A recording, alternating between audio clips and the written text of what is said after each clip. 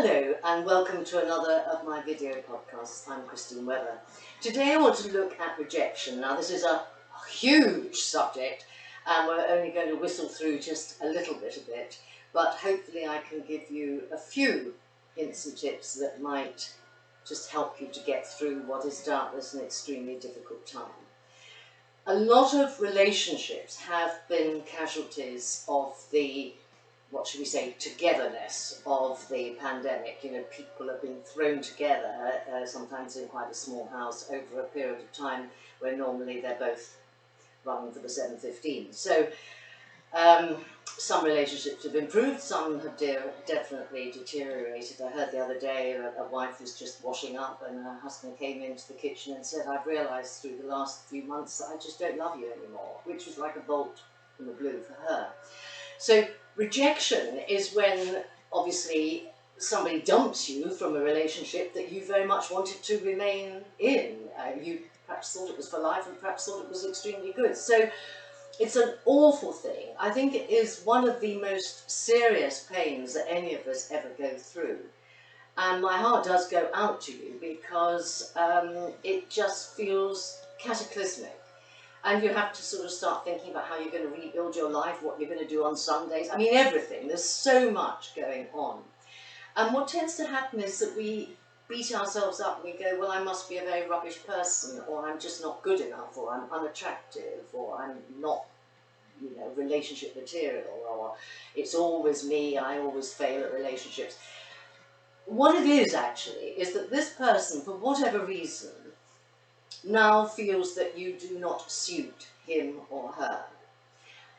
That doesn't mean that you're hopeless or awful. It's just down to this other person. And I think it's important to keep hold of that.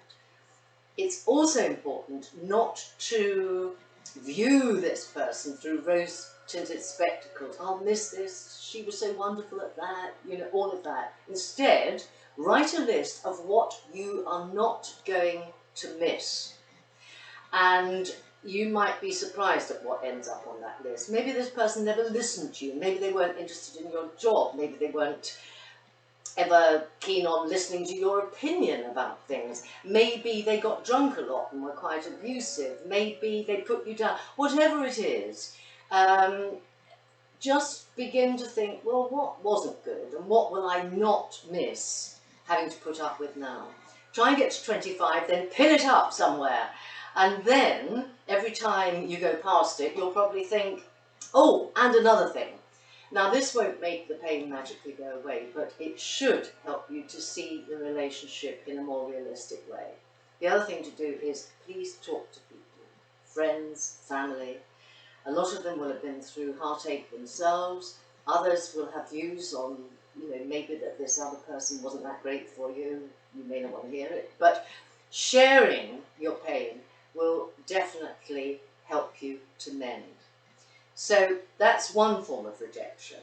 Another form of rejection that is happening, I'm afraid, a lot at the moment, particularly as people come out of furlough and companies are looking at their future prospects. And I seem to have heard of an enormous number of companies, retail and charities, and who are just saying 20% of people have to go. This has never happened, well, in this way, has it, in this country before? But I don't think there's much comfort from the fact that if you're being let go, that so are hundreds and thousands of others. It still feels personal, and it's still a desperate situation for you.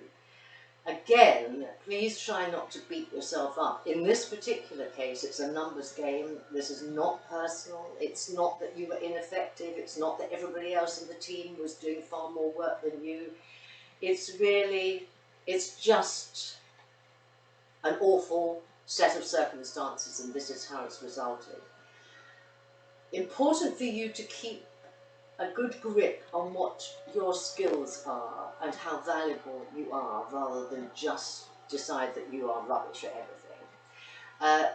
I think that a good way forward is to get into a habit of writing down 3 things a day that you know you're good at.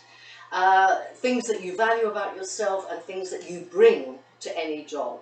And try and keep that going, and after a little while you should have a notebook full of all these excellent things about you, and that will help you. It's very bitter losing a job. I've lost a lot myself, because if you're freelance you do. And I don't think it ever gets any easier, but you need to keep hold of who you are and what your value is, and don't allow yourself to drift downwards into a spiral of despair, easy though that is to do. Lastly, I would say that often when we feel really bad about ourselves, we don't feel as if we've got any energy left or any compassion left to help other people. But it's at this very time that we need to stretch out and look outside ourselves and help other people, because there are always people that need our help, and our specific help often. It may well be that, say, your sister is having terrible trouble with one of her children, and she's run ragged because she's working from home, and actually you could be the very person that could help. It could be that the woman down the street that hasn't been out at all because she's been shielding and she's got some health issues really would need somebody to chat to and would really value it being you. So try and find that sliver of extra energy or compassion for somebody else, and a rather good thing will happen out of that, because you, by helping somebody else, will automatically feel a bit better about yourself.